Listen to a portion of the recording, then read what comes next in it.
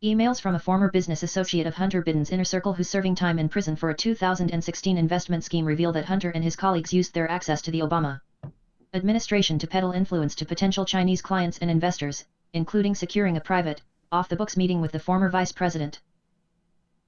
The emails, given to investigative journalist Peter Schweizer by former Biden associate Bevan Cooney and published by Breitbart, also reveal that in 2011, the younger Biden and his business associates discussed strengthening relations with China Inc. as part of a new push on soft diplomacy for the Chinese. As Breitbart notes, these emails are completely unconnected to the Hunter Biden emails released by the New York Post. Cooney believes he was the fall guy for an investment scheme in which Hunter and business associate Devon Archer avoided responsibility. He reached out to Schweizer after the journalist published Secret Empires in 2018. Archer was initially spared jail and handed a second trial. However, a federal appeals court reinstated Archer's fraud conviction in the case last week. Cooney provided Schweizer with written authorization, his email account name, and password to his Gmail account to retrieve these emails. He authorized, in writing, the publication of these emails, notable because it is the first time a close associate has publicly confirmed Hunter's trading on his father's influence. Breitbart. More revelations. In a November 5, 2011 email, one of Archer's business contacts suggested helping to arrange White House meetings for a group of Chinese executives and government officials who would make potentially outstanding new clients. The group, the China Entrepreneur Club, CEC, included CCP loyalists, Chinese billionaires, and at least one respected diplomat from Beijing. According to the report, CEC, established in 2006, has been referred to as a second foreign ministry for China's communist regime. The gross income of CEC members is estimated to be equivalent to roughly 4% of China's GDP, according to the email. I know it is political season and people are hesitant, but a group like this does not come along every day, said intermediary Mohammed A. Khashoggi on behalf of the CEC to a Biden/Archer associate. A tour of the White House and a meeting with a member of the Chief of Staff's office and John Kerry would be great, reads the email.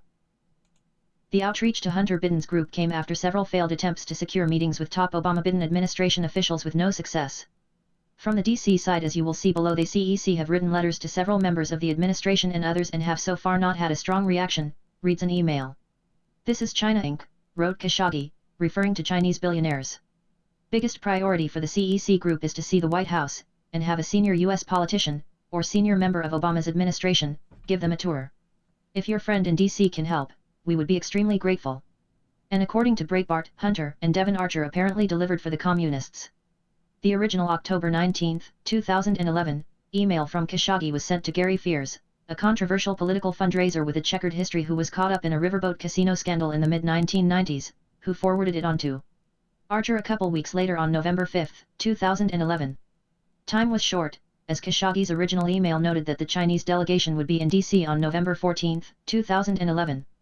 Fears told Archer to reach out to Khashoggi about the request regarding getting the Chinese businesspersons and officials into the Obama White House, adding it would be perfect for Archer to also attend with them and then get guys for the potash deal.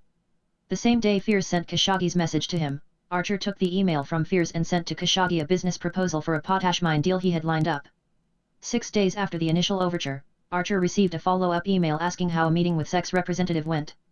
The email closed with, "Do me a favor and ask Hunter Biden to call me, I've tried reaching him a couple of times."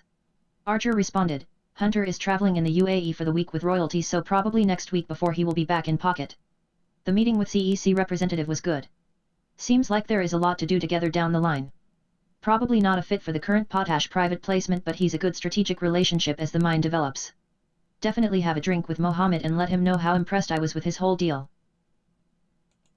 Couldn't confirm this with Hunter on the line, but we got him his meeting at the WH Monday for the Chinese folks, reads a reply from Archer, 1 minute later.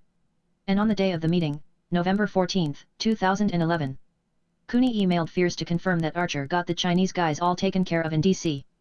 Meanwhile, White House visitor logs reveal that the Chinese delegation of around 30 members did visit the White House on November 14, 2011.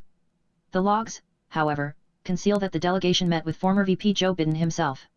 Never miss the news that matters most. Zero Hedge directly to your inbox. Receive a daily recap featuring a curated list of must-read stories. Curiously, the Obama-Biden visitor logs do not mention any meeting with Vice President Joe Biden. But the Vice President's off-the-books meeting was revealed by one of the core founders of the CEC. In an obscure document listing the CEC members' biographies.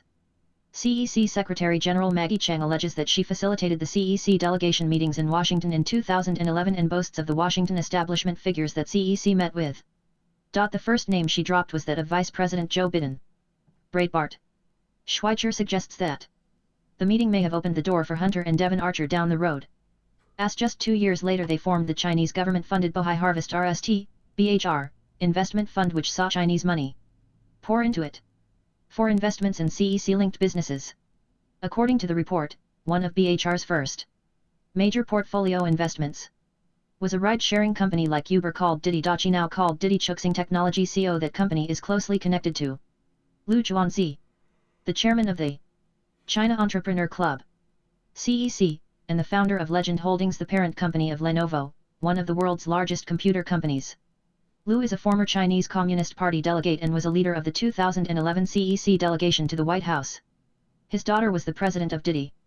The report adds, Lu has long been involved in CCP politics, including serving as a representative to the 9th, 10th, and 11th sessions of the National People's Congress of the PRC and as a representative to the 16th and 17th National Congress of the Chinese Communist Party.